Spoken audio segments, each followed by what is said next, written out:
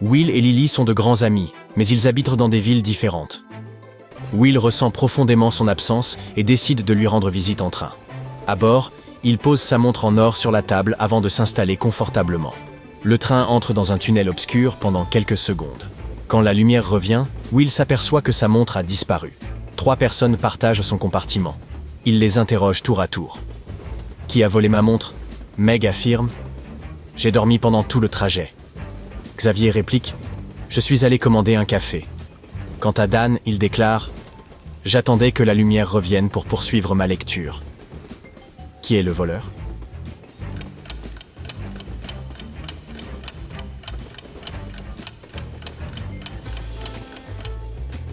Xavier, il a dissimulé la montre sous sa manche, attachée à son poignet. Un horloger appelle la police pour signaler un cambriolage. L'inspecteur Costaud prend l'affaire en charge et se rend immédiatement chez lui. Vers 20h, alors que je terminais mon travail, l'électricité a soudainement été coupée. Je suis sorti sur la terrasse pour tenter de résoudre le problème. À ce moment-là, 4 hommes m'ont attaqué, jeté au sol et attaché les mains. Ils ont dérobé tout mon argent avant de s'enfuir. J'ai fini par me libérer vers 22h, remis le courant et prévenu la police. Pourtant, l'inspecteur ne le croit pas. Pourquoi?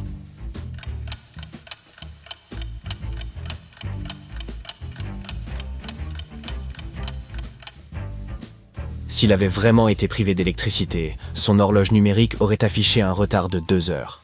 Il a simulé le vol pour escroquer son assurance. Monsieur Lampion organise une réception dans son manoir et porte pour l'occasion ses boutons de manchette en diamant. La soirée est un succès.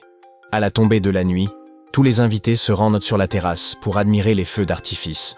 Soudain, Monsieur Lampion s'aperçoit qu'un de ses boutons de manchette a disparu. Il scrute l'assemblée et, en un instant, repère le coupable. Qui a volé le bijou?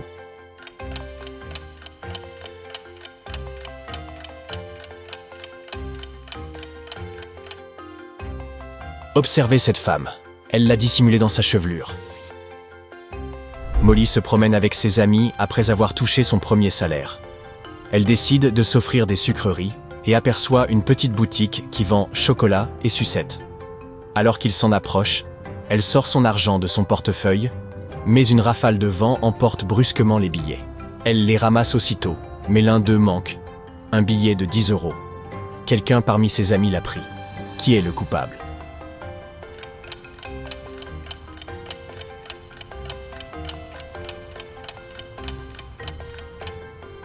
Regardez ce garçon, il se tient sur le billet. Bali et Balo sont frères. Bali est millionnaire et Balo est fauché.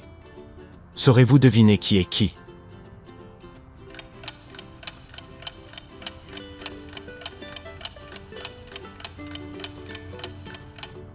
Ce n'est pas sa voiture. Il s'agit donc probablement de Balo. En attendant, ce cycliste tient une clé de voiture haut de gamme. Il doit s'agir de Bali. L'une de ces femmes est sans le sou. Saurez-vous deviner laquelle?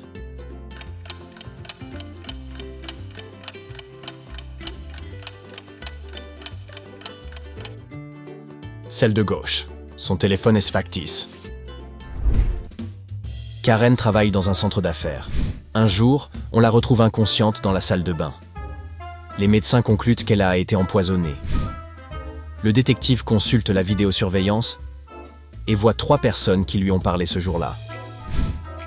Lors de l'interrogatoire, il leur pose une seule question. « Dans quelle mesure la connaissiez-vous » Pierre répond. « Karen travaillait dans mon service. Elle me faisait signer des documents de temps en temps. » Kelly dit. « Nous nous entendions bien.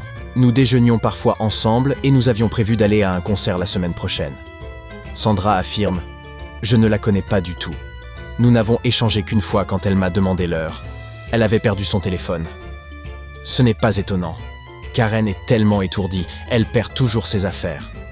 Qui a empoisonné Karen?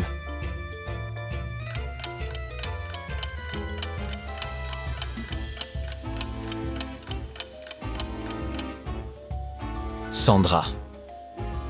D'abord, elle prétend ne pas connaître Karen, puis elle l'appelle par son prénom et décrit son comportement. Laure rencontre Jacques sur une application de rencontre. Après plusieurs échanges, ils décident de se voir en personne.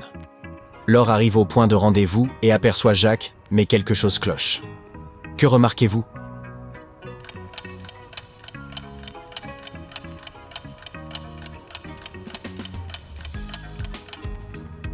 Son grain de beauté a disparu par rapport à sa photo de profil.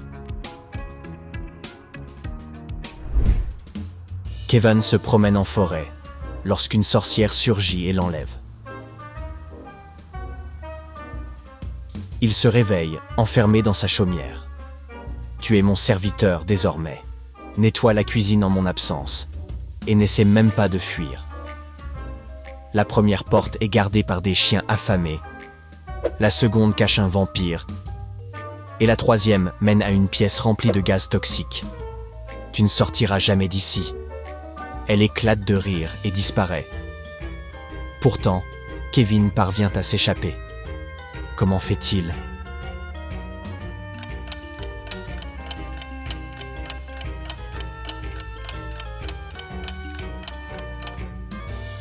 Il prend de l'ail dans la cuisine pour repousser le vampire et sort par la deuxième porte.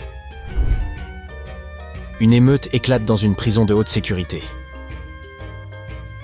Les prisonniers se sont évadés de leurs cellules et tentent maintenant de franchir l'enceinte de la prison. Le directeur, dépassé, se rend compte que la seule façon de résoudre ce problème est de faire appel à un super-héros. Mais leurs honoraires sont très élevés.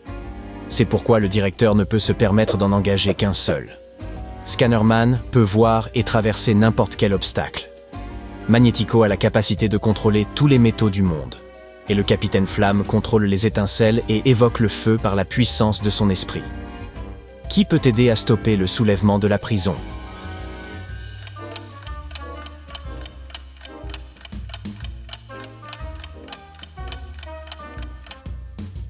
Magnético. Il peut refermer toutes les cellules et menotter les prisonniers. Il est clairement l'homme de la situation. Rick prend 2 photos de sa petite amie. Trouverez-vous 5 différences entre elles ?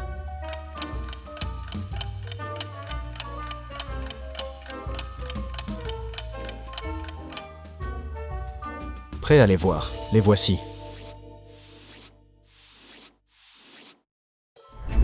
Nina se rend au supermarché. Après avoir rempli son panier, elle se dirige vers la caisse pour payer. Mais catastrophe, son portefeuille en cuir de luxe a disparu. Elle interroge 3 personnes à proximité. Michel déclare « Je n'ai pas vu votre portefeuille. J'étais trop occupé à choisir mes barres chocolatées. » Stan affirme « Je suis vegan, madame. Je n'utilise pas de portefeuilles en cuir. Et je règle tout avec mon téléphone. » Quant à Stella, elle dit « Je pense que c'est Michel. Il n'a pas l'air d'avoir les moyens d'acheter autant de produits gastronomiques. » Qui ment ?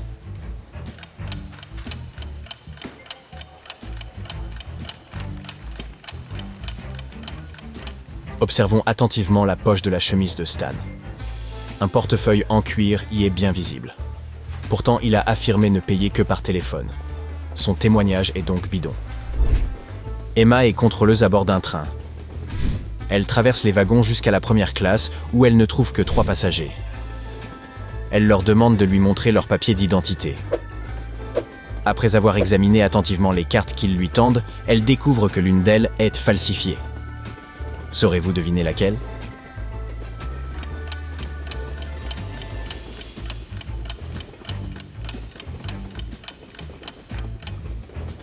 Le premier document est un faux.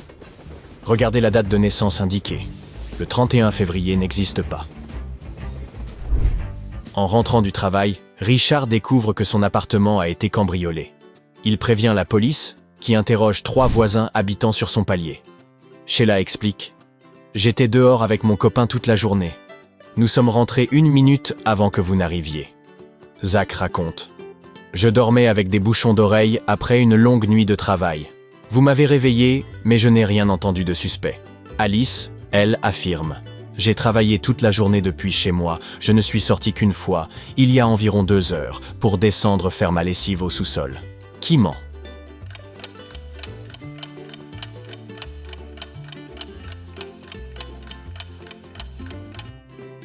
Jetons un œil à la cuisine de Sheila.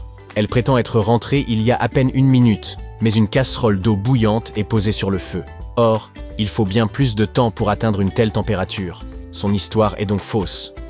3 amis profitent d'un barbecue en plein air. Mais l'un d'eux n'est plus vraiment humain. Il a été remplacé par un monstre. Saurez-vous deviner lequel ?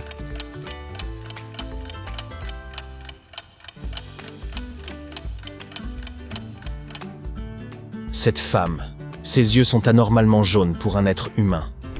Maintenant, testons votre acuité visuelle. Parviendrez-vous à retrouver les 3 objets cachés dans ce désordre?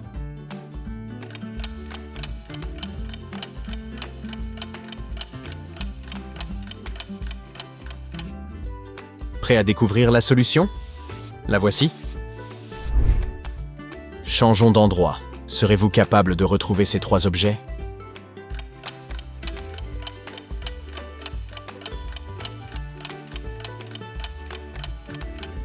Les voilà!